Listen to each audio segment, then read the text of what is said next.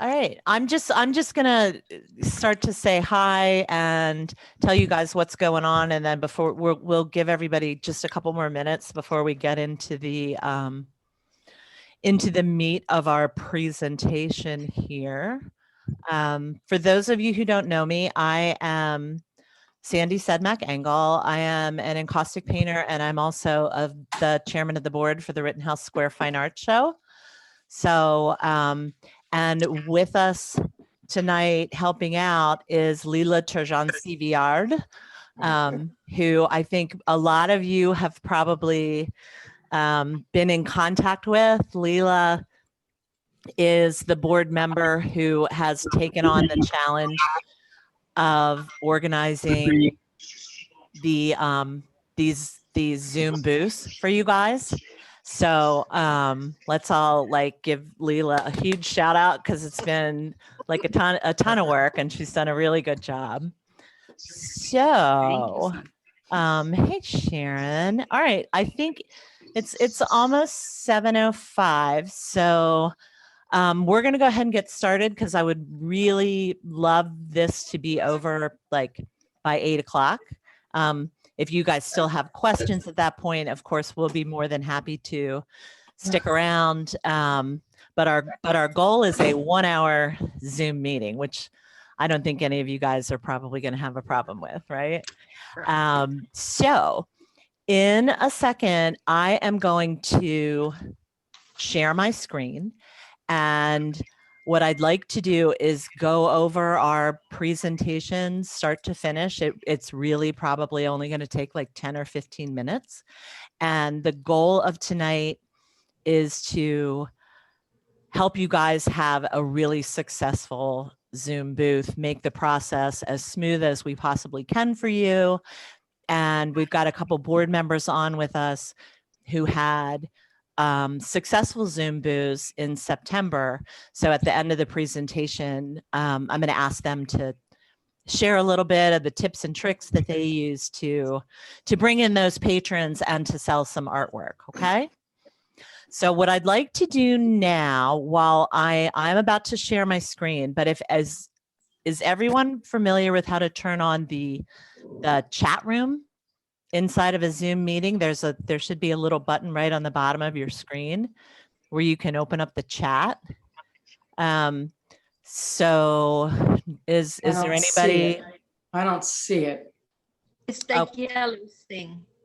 Yeah.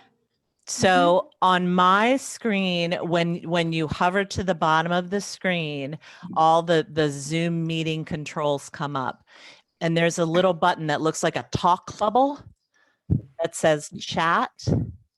And when you bottom of the screen, huh? Well, on mine, it's on the bottom. On other devices, it might be in a different place, but wherever on your screen. Oh, I see the chat. I got it. Okay, great.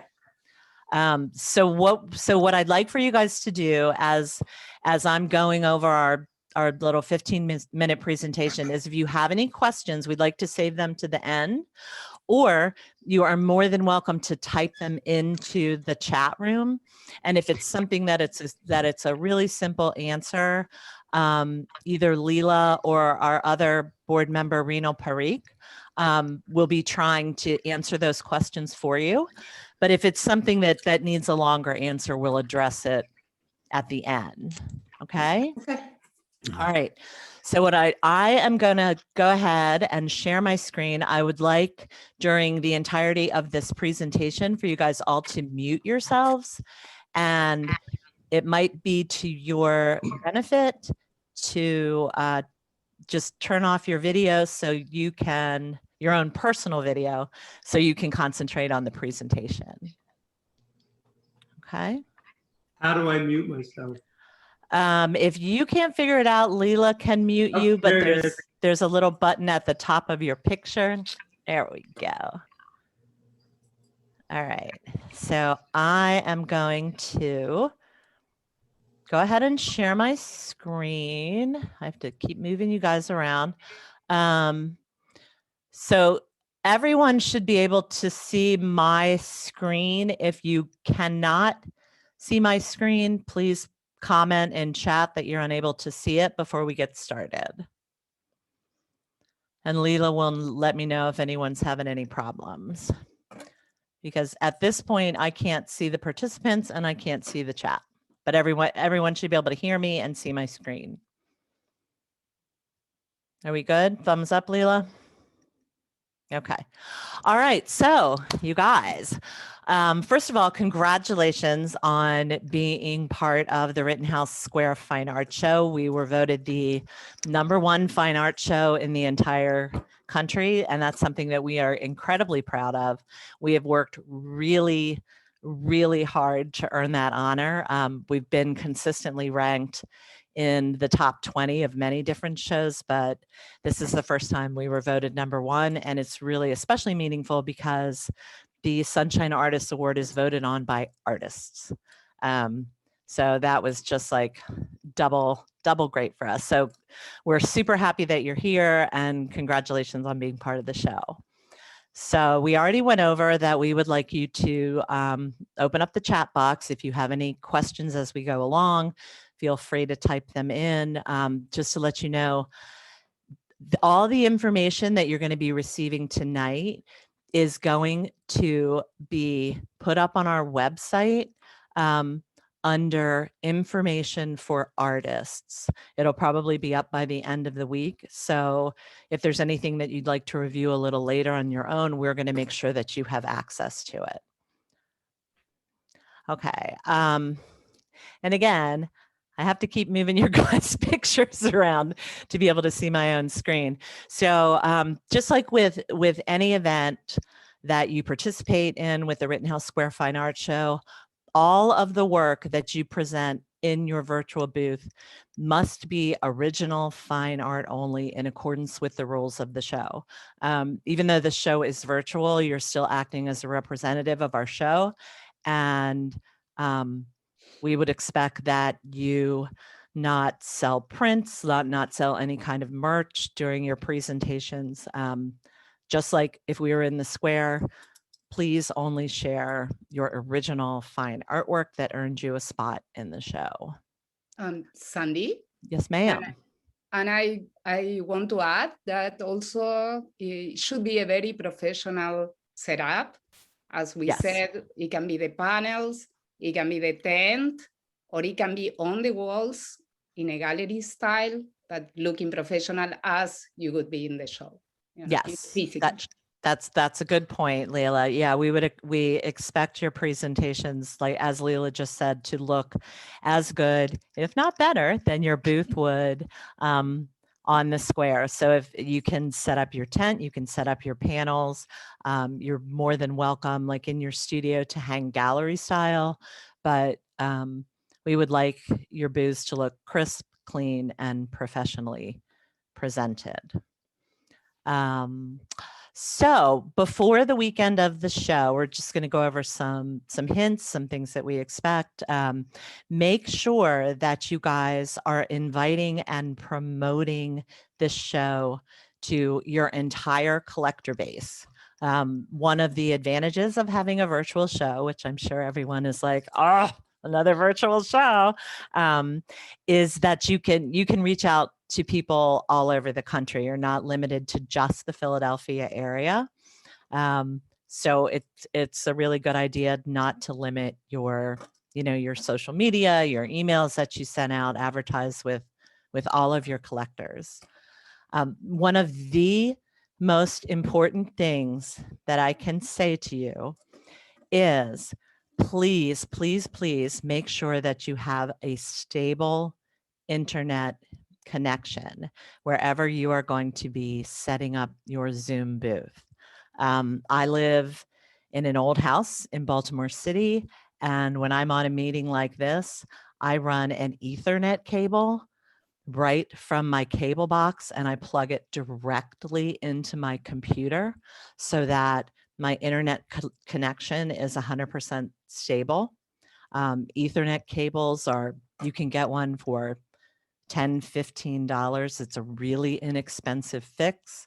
And it looks like a little phone cord that you'll plug right into the back of your router and then plug the other end into your computer.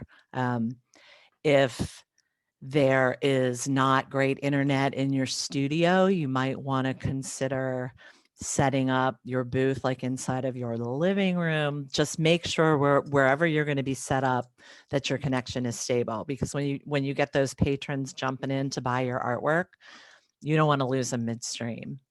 So another thing that is super, super important is the links that you guys have established.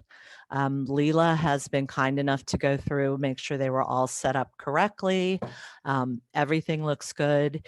It's a really good idea now that you all have your own Zoom channels, I'm going to call it, to before the weekend of the show to share that Zoom link with a friend, with your husband, with your wife, with someone who can help you test out the link and do like a practice run of your Zoom booth.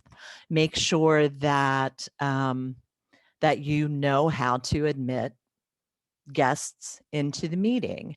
Make sure that you have looked beforehand where you're going to set up your computer to make sure that when the guests are entering your booth, they're going to have the best view of your artwork, of you.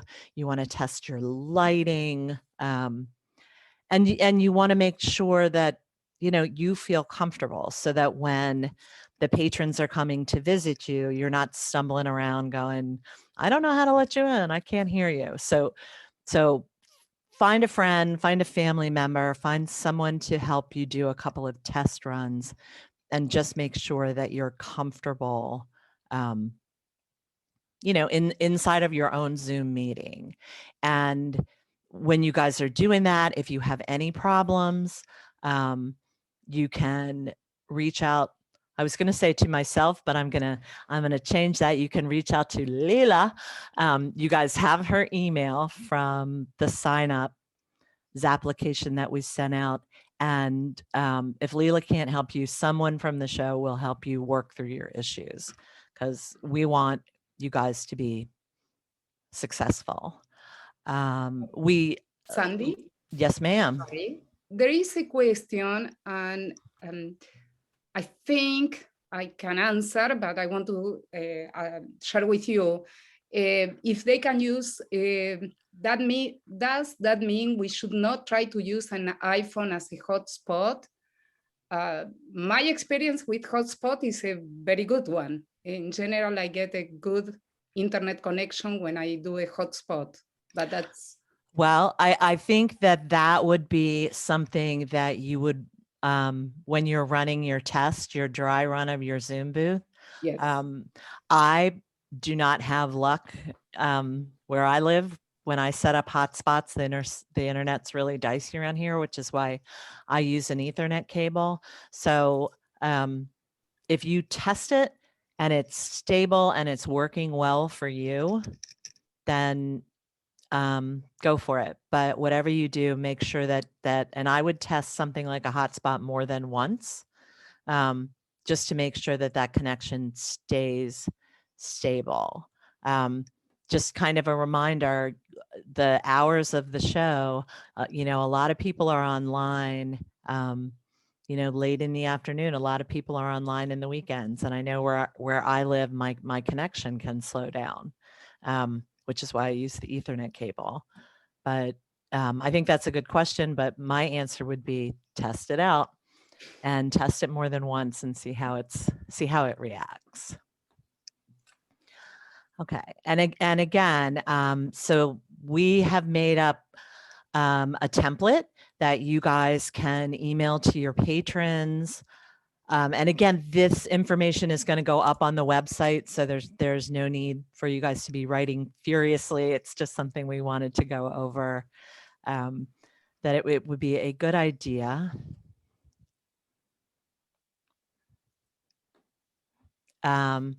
We are going to provide the show logo, some graphics for you guys to use on social media and in your emails.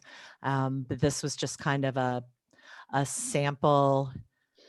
Again, I keep having to move you guys around so I can see my screen. My apologies. let me minimize you. The June 2021 Rittenhouse Square Fine Art Show will be virtual. Offer the dates and the times. Let your collectors and your patrons know that the June show is everywhere and anywhere that you have an internet connection, and invite people to join you during the weekend and come to your virtual booth.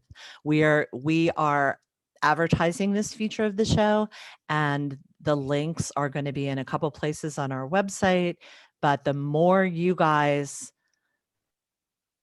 invite, personally invite people, the more success you're going to have. You want to say, you'll be able to visit my virtual booth via Zoom. You'll be able to view my artwork, talk to me one-on-one, ask me about my process. And a really big benefit of a Zoom booth is that your patrons and your collectors will have the ability to show you their space. I mean, how many times at a show have you had someone say, I've been looking for a piece for my dining room, but I can't visualize how this would look, or I wish you could see the room. Well, now they can show you the room. To visit my virtual booth, click on the Zoom link below during my visiting hours. Let them know when you are going to be open.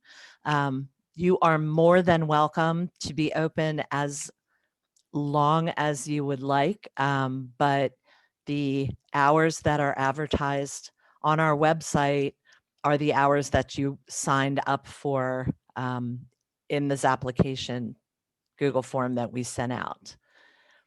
So you want to let them know the hours you're going to be available. You want to give them that link and make sure that you're copying and pasting the link that you were to copy and paste into the Google form when you registered. You can go into your meeting and just find your meeting link and click on it and copy it and then paste it into your email. So send an email to yourself before you send it out. Double check your link, make sure it's active before you send it to your collectors. Make sure that you are not copying the entire inside of Zoom is the feature that says to copy this invitation. Make sure you're just copying the link. Make sure you're not copying the entire invitation to the meeting, because that's going to add like a 3-paragraph inset into your email. And you don't want to do that. And this was a feature that some of our artists used last year and had good success with. If these visiting hours are not convenient for you, please email me and I would put an active link to your email inside of the email that you're going to send out to arrange for a more convenient time during the show weekend, so you can make personal appointments. You can be open to the general public of the Rittenhouse show during your advertised Zoom booth hours, but encourage your patrons to make one-on-one appointments with you. That's going to make them feel special. It's going to guarantee that you have more time to spend with them, and that's really going to increase the opportunities that they're going to want to buy a piece of art from you. And I would add, if this is your first time using Zoom, make sure you have downloaded the app before clicking the link. In this day and age, most people are familiar with using Zoom, but it couldn't hurt to mention that.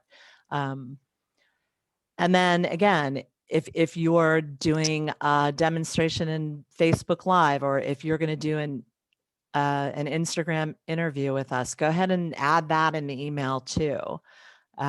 Let your patrons know that by clicking the link to our website, they can find out all the information about all the wonderful events that are going on over the weekend. Encourage them to shop the online gallery. Sandy? Yes, ma'am. And all this template that here is in 4 slides, it's only 1 page, okay? Yeah.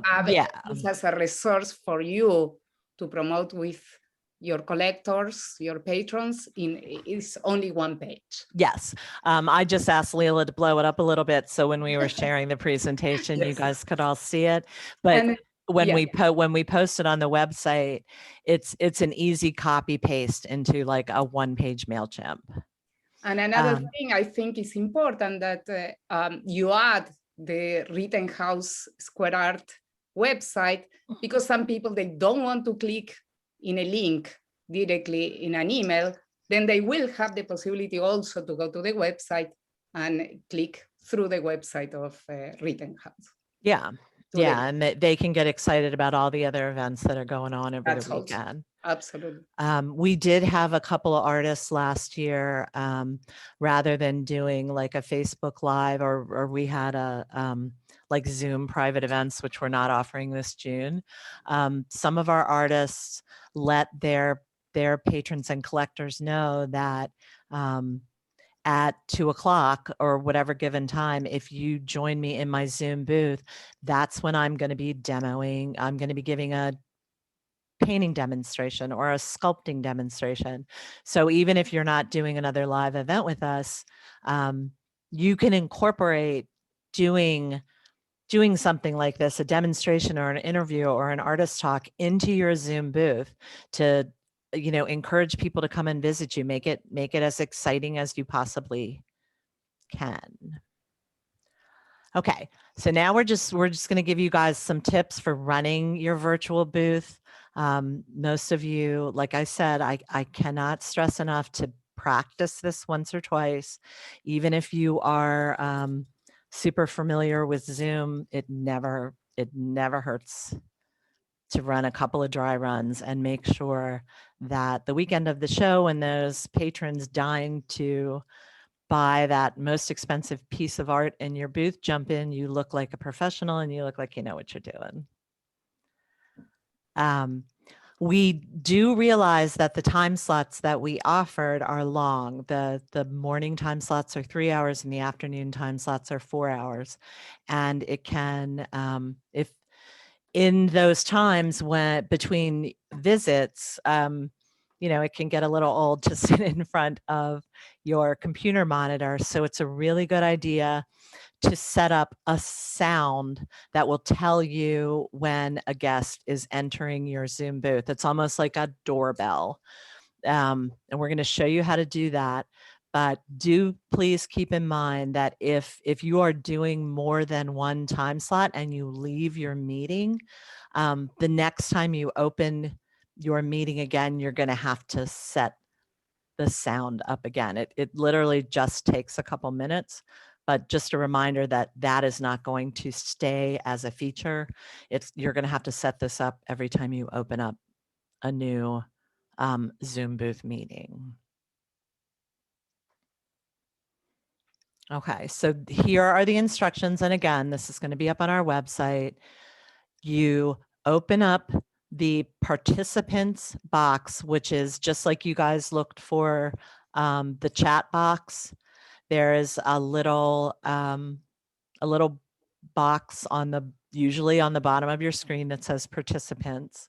Once you open that up, at the top of the participant box is a button that says more, and then a sub menu will come down and you will see a button that says play, join, and leave sound. And I believe it gives you a selection of a couple different sounds. But once you have that on, when people come and go in your booth, you're going to get notified. So you don't have to sit in front of the screen for 4 hours and just stare at it so you don't miss anyone. So this is kind of little. I hope you guys can see this, but this is, this is an example of your open screen, and your beautiful artistic face will be here with your gorgeous artwork behind you. And on the bottom, like you can see here, there's a button with a couple of little people on it that says participants. So you're just going to click that button. And then Sandy, yes, ma'am. One thing is, can you come back to the screen before? I'm not sure. You set this Wait. up in a weird way, Leila. Yeah, you can. Okay. I can't. Be sure to click on the word participant and not in the arrow. There is like an arrow next to it. It has to be, you need to click on the word participant. Okay. Only that. That makes sense. Okay. Once you do this, this box will pop up that says participants, and at the top of, or well, on this one it's at the bottom. Sometimes it's at the bottom, sometimes it's at the top, but there will be a box here, like you can see, that says more. And when you click on that, this sub menu comes up and you hit play, join, and leave sound. And that will allow you to set up, like I said, like a little doorbell. So when people are coming in and out of your space, you will be alerted. But just as one more reminder, if you're doing more than one session, the next time you open up a new session, if you want to use this option, you're going to have to set it up each time. But like you can see, it takes just a couple of minutes. We didn't really have any issues with this, but because these links are made, public on our website, anyone who has access to the link can, if they have Zoom, they can pop on your link and enter your Zoom virtual booth. So if there is anyone who joins your meeting that is disruptive, or you don't want them in there, if they're just kind of trolling around, making you uncomfortable, you just click back on that participants box that we just showed you for the sound, click on more, and just remove that guest from your meeting. I do believe once you remove a guest from a meeting, they will not have the option to rejoin. Zoom has closed. That's how it used to be. Zoom has changed a lot of their features. So I'm not 100% on that, but if they come back, you can just keep kicking them out. So again, here's just a visual of what that looks like. You go back into the participants box, hit more, and then hit remove, and that visitor will be removed from your Zoom meeting. Okay, so we're just going to go over some general recommendations for running your booth. Inside of Zoom, there are different possible views to see your guests, for people to look at you.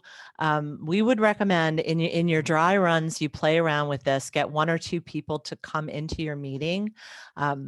I like to keep myself on spotlight when I'm having a Zoom booth, so that when guests come in, I am front and center on the screen. My work is behind me, instead of them coming into a space like we all did when we started the meeting, where there's 30 people in the room and everyone is just on a tiny little, 2-inch by 2-inch square. This does act differently in different meetings. Sometimes there is a pin option, but that is usually for the guests, not the host. So like we're saying, do a couple of dry runs, play around with the view that you want to set up, and I would recommend the spotlight view, so that you and your artwork are on focus.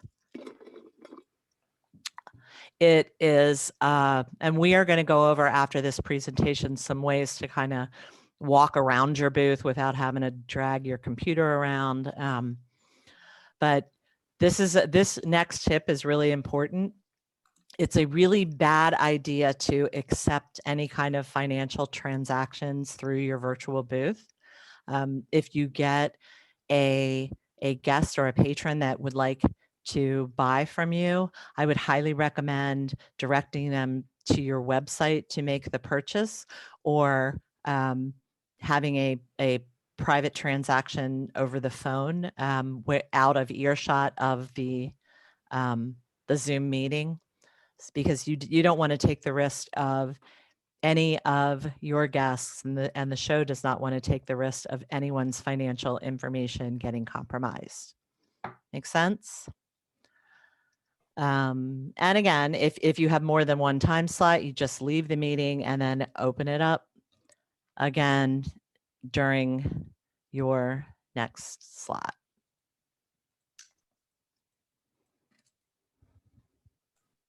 Nope. Now it's going backwards. I am a professional. Is this the end, Leila? Yes, that's the end. Okay. That's the end. Okay. Sandy, I will add one thing is the weekend of the show, every time that you have a time slot, go to your Zoom account, go to your meeting and start from there. Then you start your meeting from there, not from the link in another place, okay? Right. Go to your Yeah. Zoom account in your website and then click in meetings and start your meeting. Not in your website, on your computer. Yeah, rather than the website of Zoom, the Zoom account.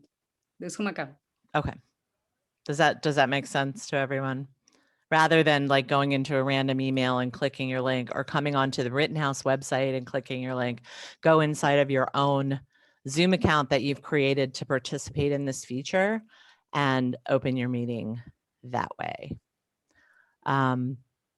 Okay, so I guess Leila addressed any of the questions that were in chat. I'm going to open it up for about 5 minutes if anyone has any specific questions. And then what I'd like to do, I'm going to have Renal Parikh give you guys some hints about really great ways to share your artwork with your guests. She had a really successful show in September, and she's super internet Zoom savvy. Is there, if there's anyone out there that would like to ask a specific question, can you just either like physically raise your hand in your screen or raise your hand inside of chat and we can unmute you? Alice? Hi, Alice. Hi. How are you? I'm well, thank you. Great. Well, what can we do for you? Well, this information that you're going to be posting on your website, when will that be available? So We are gonna try to have that up by the end of the week.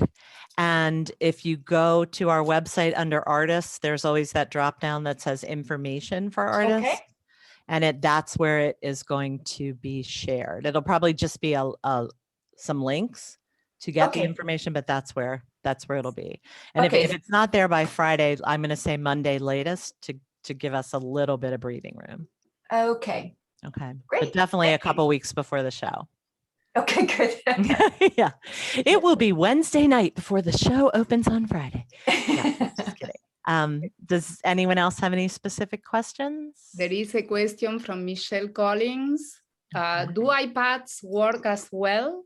I think that is something that Renal is going to address when she's sharing information with us. So I'm gonna put that question off until we're ready for Renal. Anybody else? I don't see any hands. I don't see. Oh, Tanya Tyree. Hi, Tanya Tyree. I came in late. I couldn't get the Zoom. I was going to say, I didn't think I saw you before. Yeah, I was like 5 minutes late. It was working like an hour before and I went back in the studio and anyway, so. This is why we test our internet connections. Keep just testing it, keep it on. Yeah. How are we supposed to, maybe this is how Renal is going to answer, like, if I'm Zooming with one lady and talking about some piece and somebody else is ringing my doorbell, how am I supposed to deal with that? Let them come in and be a part of that conversation or put them in a waiting room? You know, I just don't really understand. The meetings were set up so that no one is going in a waiting room. Okay. If you followed our link step by step, unlike, you know, we had this meeting set up so that you guys were in the waiting room so that we could admit everyone at 7 o'clock. But the way that Leela set up the instructions, people will just be popping right onto your screen. You will, if you set the sound option up, you will hear a little like ding dong, but you won't have to worry about letting people in and out. And So they'll just be in. They'll just be in. And They'll just be in. basically the experience is really almost replicating the experience of the physical show, that you have one person coming into your tent, then maybe you have another one also coming, and you will There's be no one, and then there's both, 10 people. or Right. with one, but it's in a sense, it's a really similar experience to the physical show, that you can have more than one person in your booth at the same time. Yeah, as Tanya, as Leela said, last year I had an experience with multiple people in the booth, and I acted as if I'm in the real booth. Like, you know, as soon as somebody come in, I said hello, blah blah, and say, hey, I was showing the artwork, and just gave them tour together. And then when they had a specific question, I answered them. And people do understand that it's a little bit different, so they will hold on to the questions, or if they are interested in buying, they will say, I'll come back in 10 minutes or so. So that, you know, so people are my experience was they were very understanding, and they know that this is a virtual booth. So if there's any specific question, they will wait till the other person leaves. Okay, Uh, thank you. One, Any other very specific questions, or should we just yeah, let Reno give us a? there is one, Okay. I only want to say something. We have 43 people that sign up for the virtual booth. Then it will be really the experience that people can go from one booth to the other and visit the different exhibitions. I think that's interesting. Yeah, that's the closest we could come to offering our patrons the experience of walking the show. Exactly.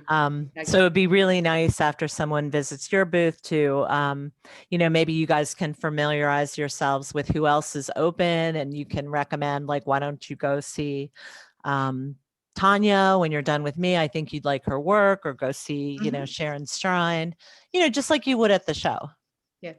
Lenny has the hand up also. Lenny, Okay. you are mute. Let me see. Yep. Hi, can you hear me? Yes. Sure can. Okay, great. Hello, everybody. Hello, Hanukkah. Hanukkah actually lives in my community as well here in Hamilton, New Jersey. So funny. I wanted to ask, my studio is located at the Grounds for Sculpture here in Hamilton, New Jersey.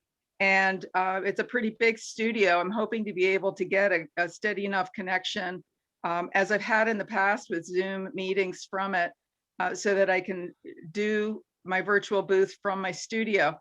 My question is, there's a lot going on in my studio, and I often get people asking to show them what else is going on.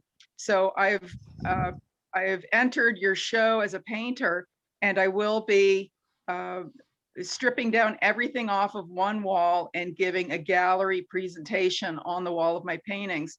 But am I allowed to, at somebody's request, to show them a sort of bird's eye view or scan of the rest of my studio space? So I'm gonna answer this very diplomatically. Okay. Okay. That's what I'm hoping. We want you guys to be successful. The reason that we are putting on these virtual shows, trust me, the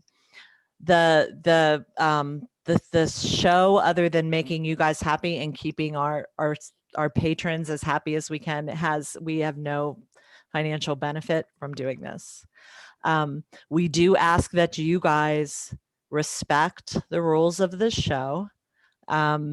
And at the show, you are supposed to only exhibit the work in the category in which you were accepted. That being said, if someone is specifically asking for something, as long as it is fine art, I'm not going to comment on that. and that's all I'm going to say. All right, fair But enough. but I will say, if it's craft, if it's merch, No. that's yeah. In my case, it's just that there is some sculpture projects happening because I do both, but there are also on the wall. And Okay. I would remove them if that's what you're requesting. That's why I'm asking the question. Well, I for just your gave you guide. the most diplomatic answer that I could give gotcha. you, Lenny. So, Thank you so much. I appreciate it. Sure. Good luck okay. to everybody, by the way. All right. So I think at this point, I am going to spotlight Renal. And if you guys all want to mute yourself, she's had some really successful virtual shows, and she is here to share some information with us.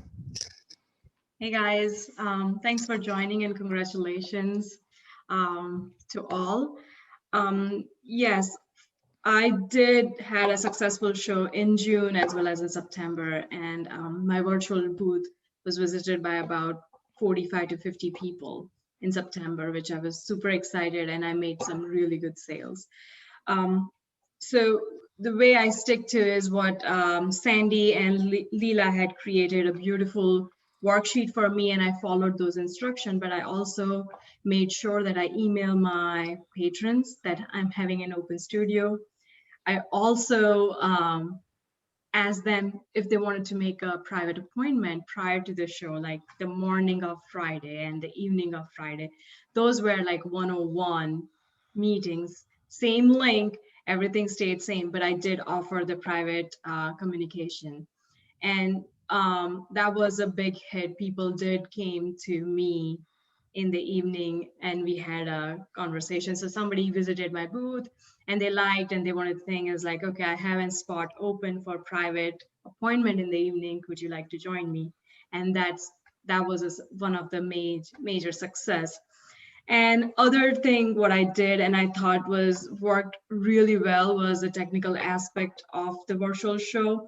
And what I did was I logged into my own Zoom meeting twice, one as a host and one as a audience. And one was through the laptop and another one was through phone. So what happened was this was my setup. I sat here. So whenever somebody came, I was talking to him. And then, we had a just informal conversation. And then I said, okay, let me show you around. And that's where my phone came in. And right now I'm logged into my phone. And then I gave them let me see if I can do the studio. And then I just took them from piece by piece and talked to them about it. So Hold on, I'm gonna unspotlight you. Sure. Do you think you'll be able to show us? Yes. Okay. This is a fabulous idea, you guys. Yes. Phone. All right, ready, guys? Mm-hmm. So here I took my phone and I went from piece to piece and showed them that what I'm working, and that was easy enough for me to go around. We're on your. Oh. I think I need to spotlight your phone. Hold on. Yes. Yeah, and this is where the participants come in handy. So when we were speaking to Renal, her computer was spotlighted. Where's your phone, Renal? And then she could simply go into her participants, which you guys can too. You join. I don't. Oh, is this it? You see me? Yeah, it's Renal Parikh. Both are Renal Parikh. Of course they are.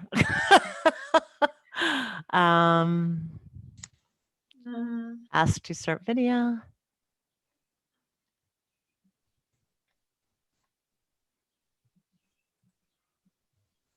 Let me leave.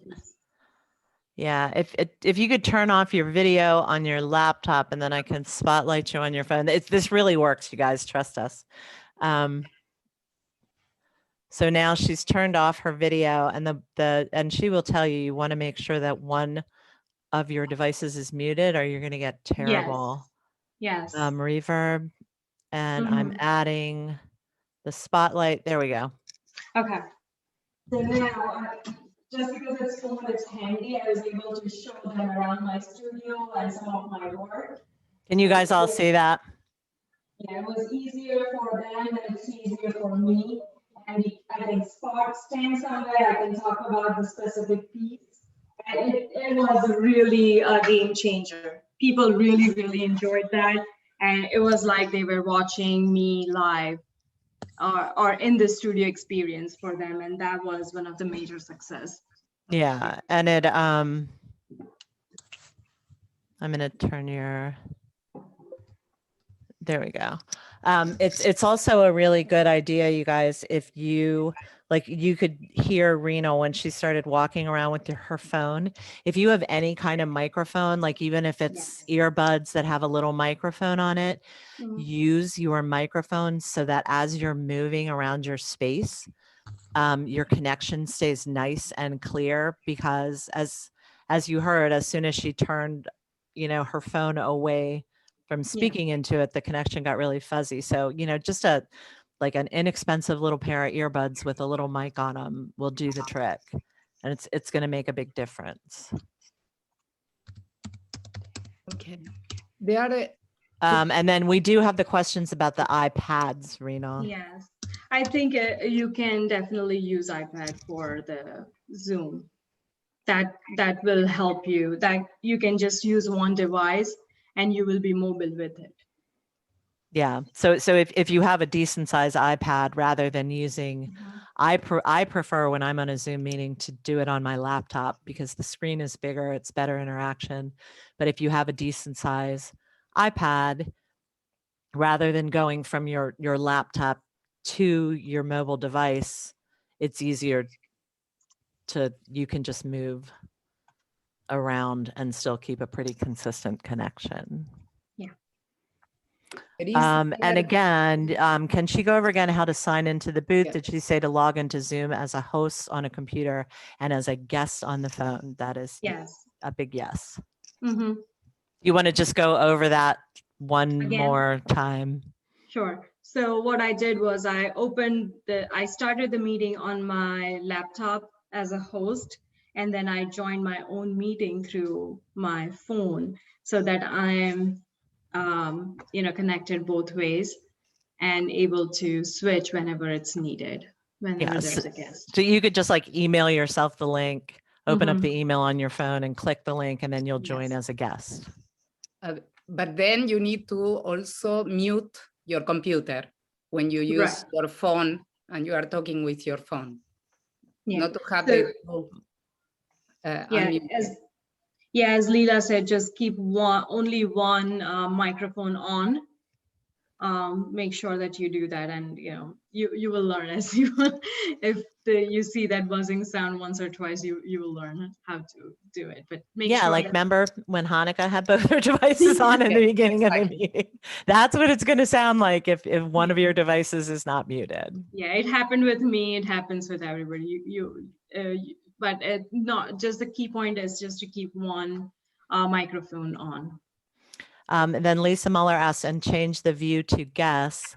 When you're doing your dry runs and your tests, you can play around with, in the participant panel, changing the spotlights. As the host, you have the ability to spotlight any of your guests. So you would look for your phone and put a pin or a spotlight onto yourself joining as your phone.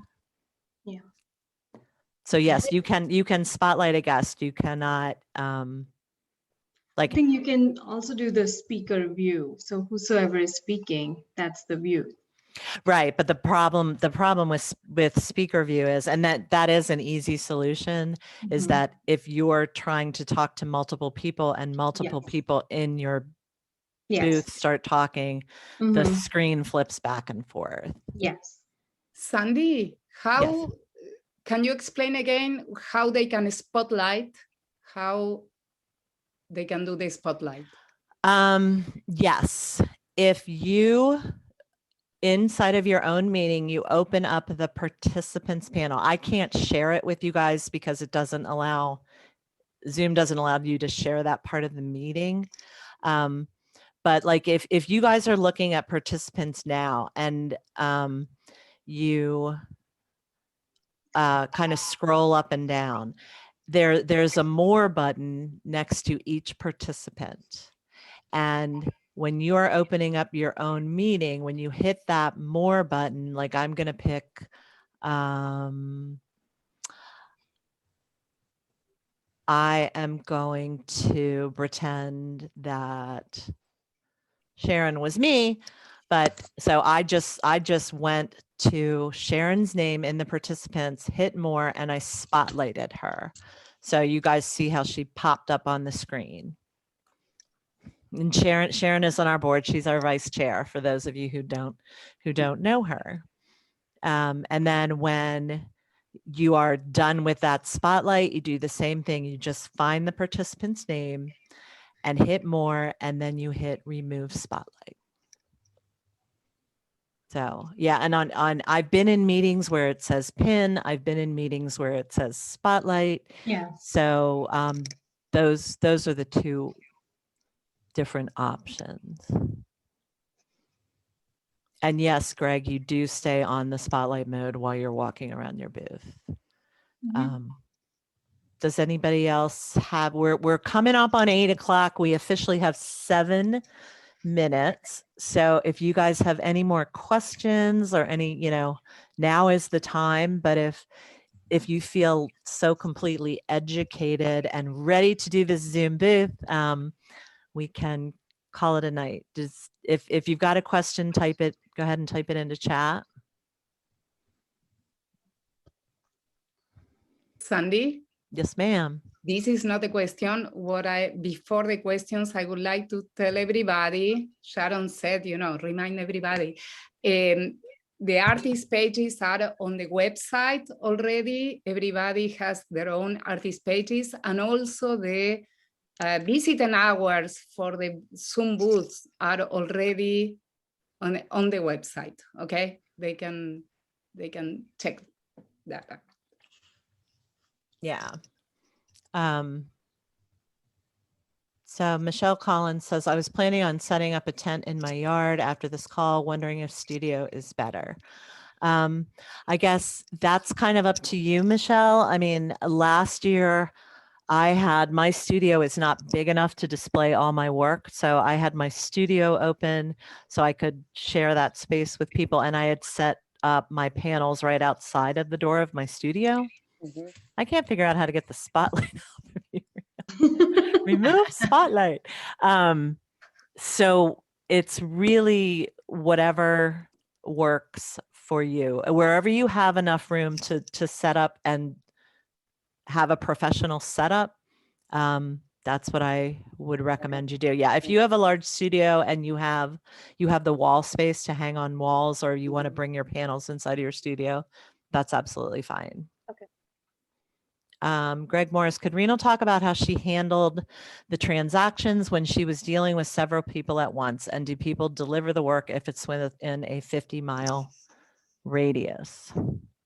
So the people who bought the painting, most of them came after the show or at the special appointment, and I sent them to my website and they purchased directly from the website. So I did not handle anything over the phone or while I was in the Zoom meeting. So if they liked the piece, they were directed to my website.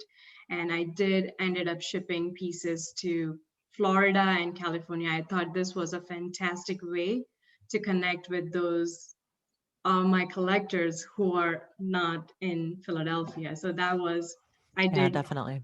Yeah, I was able to ship it, and I thought it was a fantastic idea to connect, and some of them to reconnect with those lost collectors. Yeah.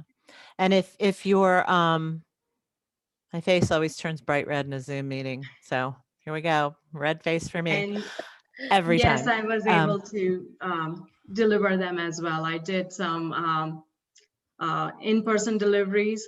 I mean, left the work at their door who were close to Philly, and some I shipped. And also, if you don't have a website that's set up to buy directly, you can easily open like a PayPal account where you could email people The the link. invoice and they can pay the invoice online without having to, do the transaction over the phone. You could You set can up, do that with the Square as well. yeah, You with can send them a Square. link. Yes. Yeah. But, or just say, my Zoom booth closes at 3. I'm going to call you at 3:02 and we'll handle the transaction then. But yeah, whatever you do, don't, and Venmo. Yeah. Christina Tarkov says also Venmo. Mhm. Yeah. So there's lots of ways to collect that income from people without actually giving those credit card numbers in the Zoom meeting.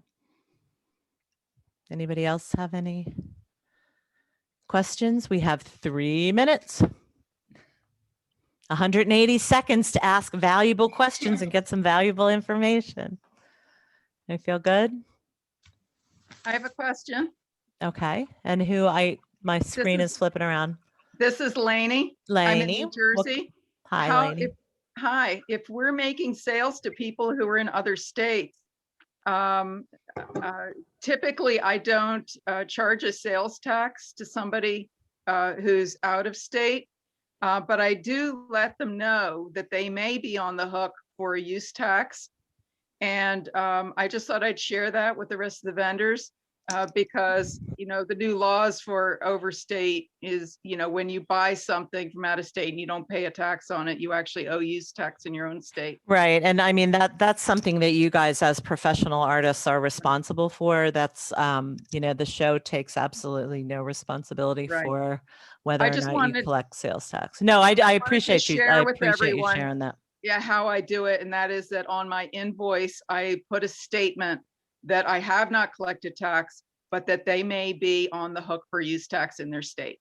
And that way I've educated them if they are not aware, and also feel like I've done due diligence on my end.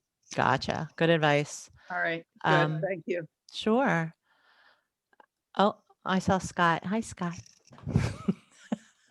All right, you guys, this is last call for questions. Any more questions about the Zoom booth? Tanya, you have one more question? One more question. And when I did the Facebook last time, I really set up my house with pedestals. I have a lot of pedestals. I obviously have a lot of sculptures in my house as a sculptor. And I really like the fact that they could see them in their home. They could see the way that the sculpture interacted with a painting, or the way that, it all balanced out together, and they could see where they could fit one, because that's most people's problem is, I don't know where I would put it, Right. So is that okay? I mean, Oh, should I do absolutely. some of that, or should I do all set up and make it look like an art show? I mean, I would say if you've got a setup where it's still going to look like the professional art show, but if it's inside your house and you would like to, like Rena was doing, take the people on a tour just to give them some ideas, that's a great idea. I would say go for it. Like set it up and then have some places or have some pieces, and this could be paintings or anything hanging in your, so people can see how they really create the How space. how they feel in an environment. I mean, that's a cool idea. If you've got if you can do a little setup like next to your actual presentation and have, like a chair and some plants and something beautiful. So you can say, like, here's an example what it may look like in your living room. That's a great idea. Yeah. All right. Sounds good. Okay. All right. Well, that was last call, you guys. And it's 8:01. And those of you who know me well know my bedtime is in like 20 minutes. I got to bed really early. So you all have Leela's contact information. It was in this application. She will, if you have any questions, feel free to reach out to her.